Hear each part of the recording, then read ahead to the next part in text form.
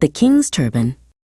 Shiv Kumar, the king of Mandur, was both vain and stupid. And stupid he certainly was, because he could hardly read or write and surrounded himself with a bevy of advisors who were just as stupid as himself. Now Bhat was a wandering poet, and a very good poet too, but when he entered the king's palace one day, he had no idea that the king loathed poetry and poets likewise. Bhat wandered into the audience chamber and started to recite some verses he had recently composed. The king, on hearing Bhat's melodious voice, turned purple with rage and ordered his guards to give the miscreant a good whipping and throw him out of the palace.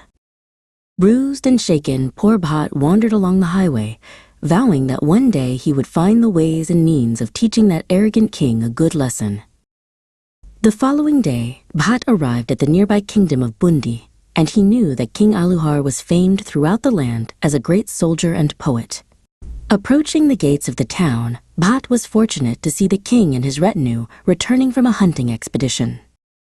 Bhat immediately, in a golden voice, started reciting verses praising the victories of King Aluhar, the greatness of his forefathers, and wealth of his kingdom. The king stopped his chariot and, calling the poet to come forward, praised the beauty of his verses and asked Bhat what he would like as a gift.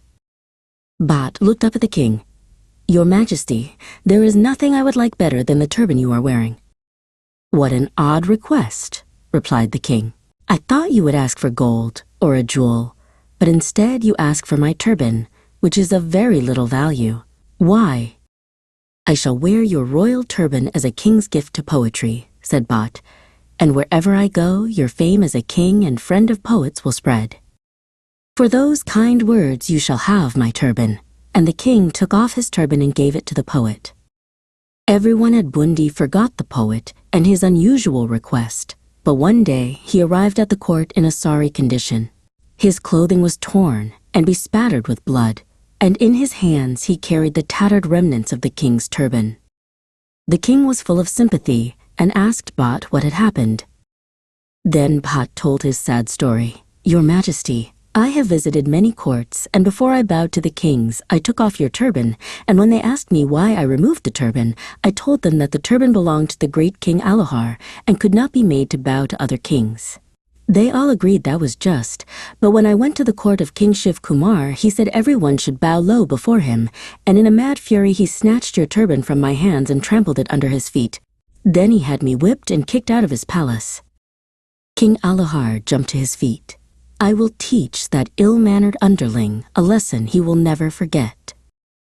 The following morning, King Aluhar led his chariots and army to Mandur.